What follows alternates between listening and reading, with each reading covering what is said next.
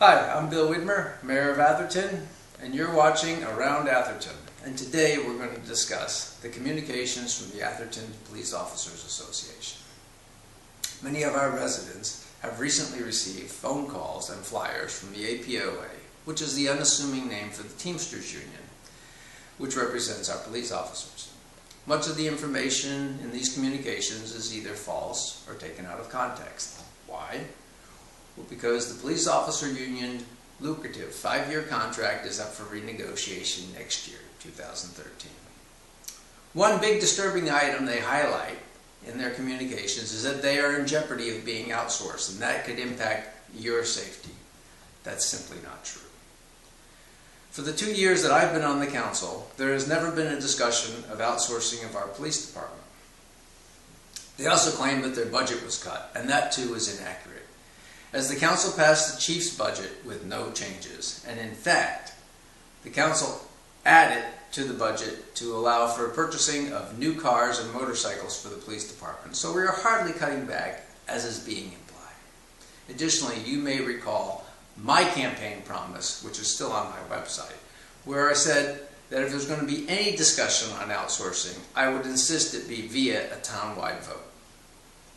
That's still my position, and one that's shared by several other council members. However, I want to reinforce no discussion has taken place regarding police outsourcing, nor is any being planned.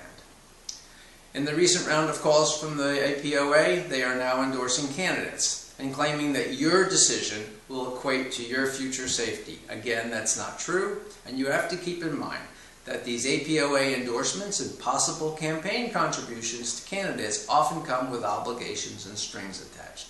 That's why I've stated up front that I would never accept an endorsement from labor. Next year we will have to negotiate a new contract with our safety officers, and that will be a very difficult discussion. Today your union represented officers are well paid. The town provides them with generous benefits, including pension and health care, at practically no cost for them and their families. Additionally, our current contract has the taxpayer paying a substantial portion of the designated employee pension contribution. The sum total of these benefits is more than double the health care and retirement costs of employees in the private sector, and that's something I'm working on fixing. Allowed to retire at age 50, our safety officers receive pensions often at 90% of their last salary, which can be adjusted upward with accrued unused sick leave. This can lead to pension payments of 135% of the officer's final salary. This is called spiking. You may have read about it lately in the papers.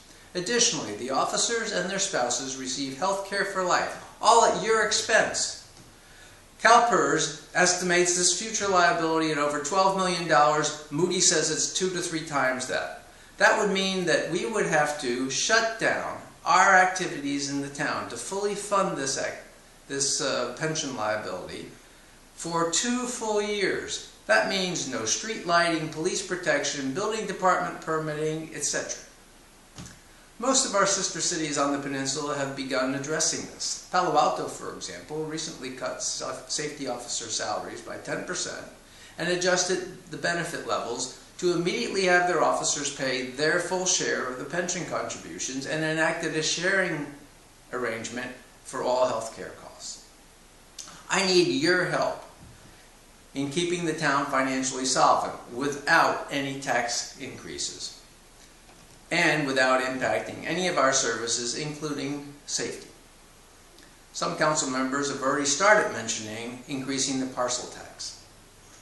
I think we should be able to allow it to sunset if we continue to stay the course.